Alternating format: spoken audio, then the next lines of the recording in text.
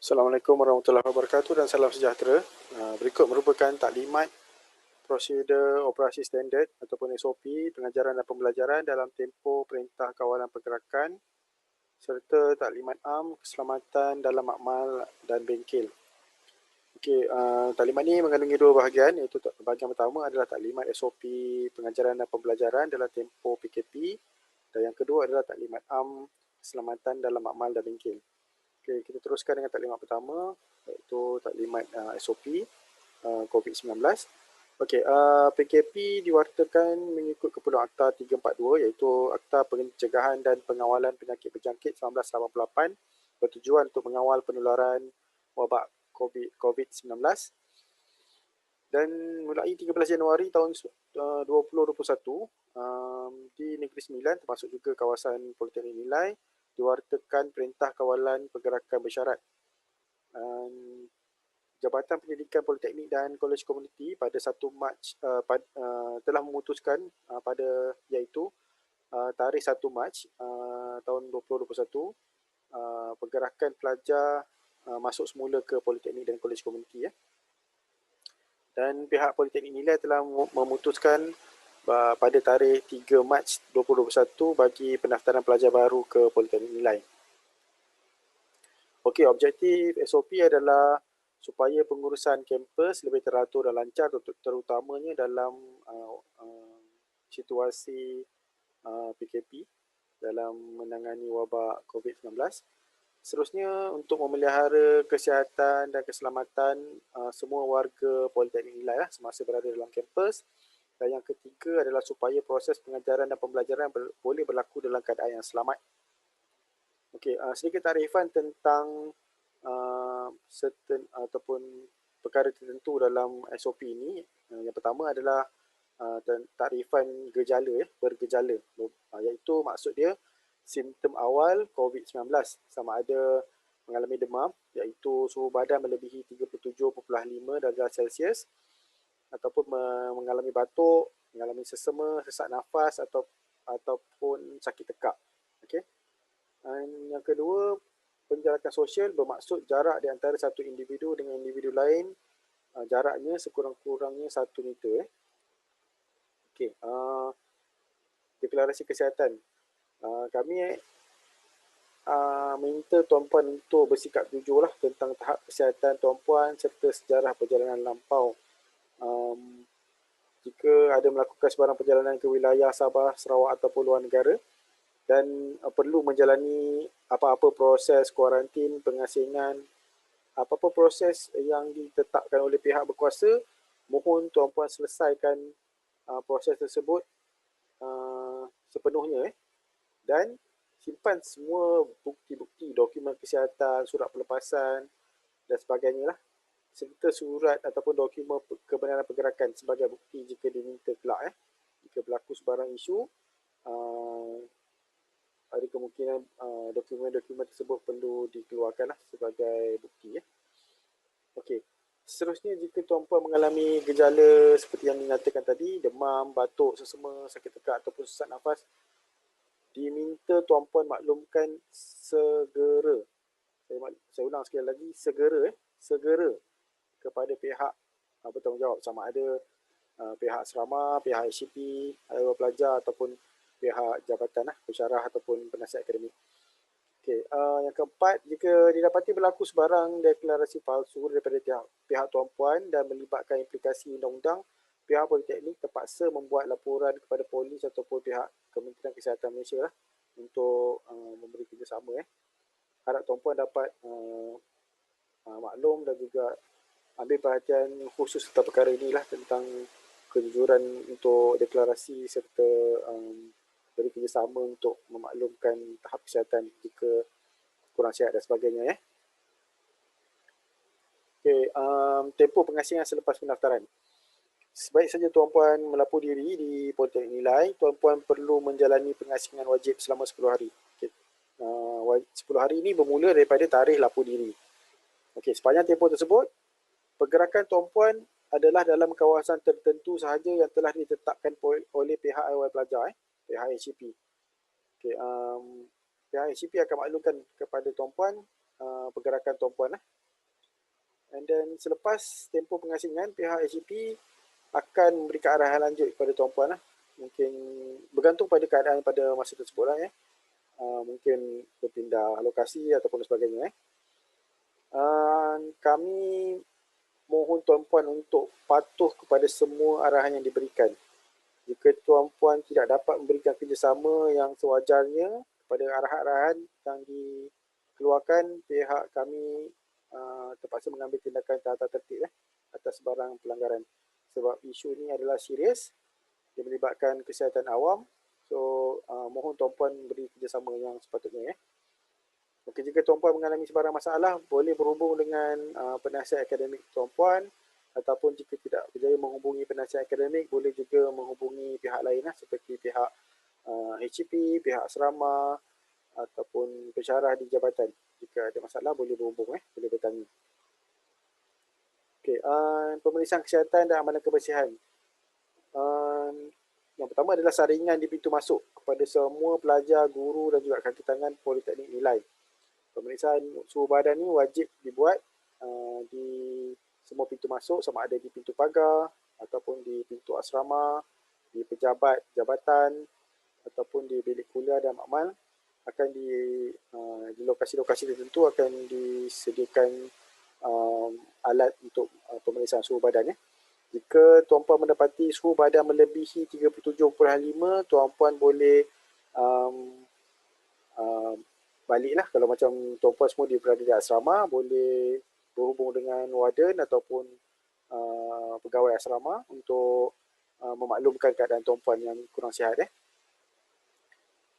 Seterusnya, pemakaian pelitup hidung dan mulut, iaitu face mask, wajib digunakan ataupun dipakai sepanjang masa tuan-puan berada di kawasan awam, kawasan umum. Dan face mask boleh tuan-puan boleh bawa sendiri. Jika tuan-puan memerlukan sebarang face mask tambahan, boleh bertanya kepada pihak HCP ataupun penasihat akademik lah. Mungkin di koperasi ada jual ataupun di lokasi-lokasi lain mungkin ada yang dijual, mungkin tuan-puan boleh belilah. Boleh berhubunglah kepada dengan siapa-siapa yang pegawai-pegawai yang tuan-puan jumpa bila minta bantuan. And yang ketiga tentang pendaftaran kehadiran menggunakan kod QR. Kod QR disediakan di banyak lokasi, di kafe, mungkin di asrama, di bilik kuliah, makmal dan sebagainya. Mohon digunakan sama ada kod QR MySejahtera ataupun aplikasi lain lah.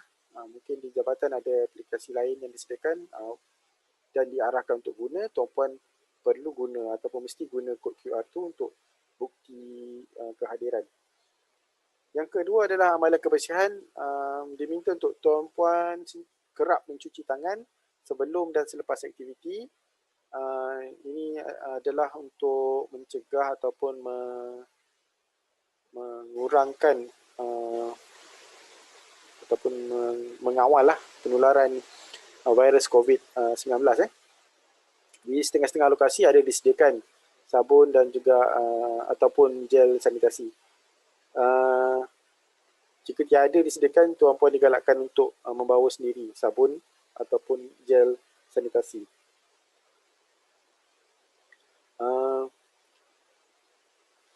Penggunaan sabun dan air juga sama berkesan berbanding dengan gel sanitasi. Jika tiada gel sanitasi pun tak apa, guna sabun dan air pun bagus juga untuk mencuci tangan, boleh membunuh virus COVID-19.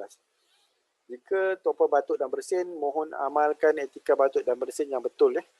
Jangan batuk menghadap orang ataupun bersin menghadap orang lain.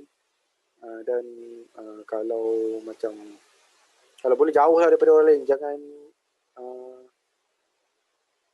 elakkan daripada cecair yang tuan-puan keluarkan ketika batuk atau bersin tu terkena orang lain. Jika ada keluar sebarang cecair, air hingus ke apa, mohon lap dan segera basuh tangan. Sanitasi. Okey, di setengah-setengah lokasi, contoh dalam makmal ada disediakan cecair sanitasi dan juga mungkin kain untuk lap. Tuan-puan boleh berbuat demikian selepas menggunakan lokasi tersebut. sanitasi dan disinfeksi tempat tersebut. Yang ketiga, amalan penjarakan sosial ini adalah satu aktiviti ataupun tindakan yang sangat penting dalam memerangi COVID-19. Elakkan daripada bersentuhan. Okey, jadi kalau berjumpa tu tak perlu salam lah untuk dalam era pandemik ni, kita tak bersalam lah. Nanti kalau kita dah semua dah dapat vaksin, dah keadaan dah semakin baik, mungkin kita boleh bersalam semula. Untuk masa ni kita cuma tunduk hormat dan bagi salam. Kalau jumpa pegawai-pegawai atau pensyarah, tunduk hormat dan bagi salam.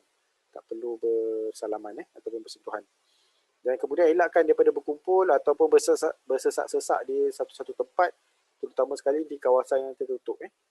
Elakkan berkumpul. Penjarakan sosial adalah sangat penting, iaitu jarak 1 meter di antara individu.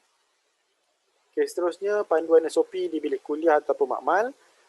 SOP, infografik ataupun kenyataan peringatan ada disediakan, ditampal di luar kelas ataupun makmal. Diminta tumpuan untuk baca dan amalkan peraturan yang dinyatakan dan patuh kepada arahan-arahan yang diberikan. Juga guna kod QR seperti yang saya sebut tadi yang disediakan di luar bilik kuliah ataupun makmal sebagai bukti kehadiran tumpuan. Okey, ini adalah antara poster yang mungkin tumpuan akan jumpa lah di sekitar Politeknik. Poster-poster memutuskan rantaian COVID-19. Okey, ini pun poster yang mungkin akan jumpa di jabatan. Poster ni. Okey, ini adalah dokumen SOP kawalan dan pencegahan COVID-19 dalam makmal. Tuan-puan boleh mendapatkan dokumen ataupun salinan dokumen ni daripada PA masing-masing. Jika tuan-puan ingin simpan satu salinan, mungkin nak baca dengan lebih lanjut, boleh dapat daripada PA. Ini pun sambungan SOP kawalan COVID-19. Okey, seterusnya pengurusan gejala. Jika tuan-puan mendapati tuan-puan berasa kurang sihat dan mempunyai masalah kesihatan seperti yang diterangkan tadi, demam, batuk berterusan, sesama ataupun sesak nafas ataupun sakit tekak, diminta untuk berhubung dengan segera. Jika tuan-puan berada dalam kawasan jabatan ataupun waktu pengajaran dan pembelajaran, waktu PDP, boleh berhubung dengan penasihat akademik tuan-puan ataupun dengan pensyarah di jabatan. Jika berlaku di luar PDP semasa berada di asrama, boleh berhubung dengan warden ataupun pegawai asrama. Okay, yang kedua, pengasingan dan pengurusan segera ke pusat kesihatan. Setelah tuan-puan membuat laporan, pihak HCP akan mulakan prosedur pengasingan dan juga prosedur pengurusan ujian swab. So pihak HCP akan berhubung dengan pusat kesihatan daerah yang berdekatan dan akan dapatkan tarikh lah untuk tuan-puan menjalani ujian swab. Dalam masa tu tuan-puan akan diasingkan lah, duduk di lokasi tertentu yang akan ditetapkan oleh HCP. Pihak HCP akan uruskan semua proses ujian, pengangkutan bawa ke pusat kesihatan dan juga bawa balik. Dan tuan-puan diminta untuk patuh arahan yang diberikan oleh pihak HCP lah. Okey. Okey, senarai aktiviti yang dilarang. Oleh kerana Negeri Sembilan dan juga kawasan Politeknik Nilai tertakluk di bawah Perintah Kawalan Pergerakan Bersyarat, jadi SOP-nya lebih longgar lah berbanding PKP. Cuma aktiviti yang dilarang adalah apa-apa aktiviti yang dilakukan tanpa penyeliaan, dan aktiviti tersebut menyebabkan ramai orang berkumpul. So orang berkumpul, tak ada kawalan, tak ada penyeliaan dan juga tidak mengamalkan penjarakan sosial, maka aktiviti tersebut adalah dilarang lah. Okey. Tapi saya rasa di Politeknik nilai ni kita dah buat prosedur lah. Aktiviti tuan-puan semua dirancang, jadi kemungkinan tu tak adalah. Jadi kalau macam tuan-puan berada di asrama, harap dapat ikut arahan, duduk di dalam bilik masing-masing, tidak berkumpul ataupun bersesak. Okey, tamat taklimat bahagian pertama. Seterusnya adalah taklimat kedua, iaitu taklimat am keselamatan makmal dan bengkel. Okey, taklimat khusus akan diberikan oleh pensyarah kursus masing-masing. Oleh kerana kita ada dua program di Jabatan Agroteknologi, iaitu Diploma Landscape dan Horticulture serta Diploma Bioteknologi. Dua-dua program ini mempunyai pendekatan yang berbeza, jadi taklimat khusus akan berbeza lah. So ini taklimat am berkenaan dengan keselamatan. Okey, adalah menjadi tanggungjawab pelajar untuk mematuhi arahan-arahan keselamatan yang telah dikeluarkan oleh pensyarah ataupun pegawai Jabatan Agroteknologi dan Bioindustri. Okey, kenapa? Sebab aktiviti amali dalam makmal atau berbengkel ini tertakluk di bawah Akta Keselamatan dan Kesihatan Pekerjaan tahun 1994, yang mana pelanggaran mana-mana seksyen boleh dikenakan hukuman denda RM1,000 ataupun penjara 2 bulan, kalau tak salah saya, ataupun kedua-duanya sekali.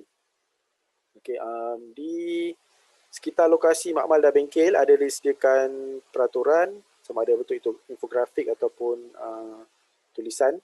So sila beri perhatian dan baca dan fahamkan. Jika tuan-puan tidak memenuhi syarat keselamatan dan difikirkan boleh membawa bahaya kepada diri sendiri ataupun orang lain, tuan-puan boleh dihalang daripada menjalankan aktiviti amali tuan-puan. Serta mungkin dikenakan tindakan tata tertib. Okey, bagi pelajar Diploma Landscape dan Horticulture, pelajar Diploma DLH, pelajar perlu menyediakan perkara berikut sebelum sesi amali, iaitu yang pertama adalah kasut keselamatan, safety shoes.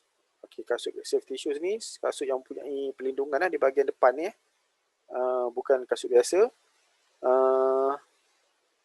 Untuk kerja-kerja amali, jika menjalankan aktiviti meracun ataupun membaja, tuan-puan perlu memakai sarung tangan getah. Jika melakukan aktiviti amali lain, memakai sarung tangan kain. Okay. Dan juga menggunakan pelindung mata semasa menjalankan kerja amali,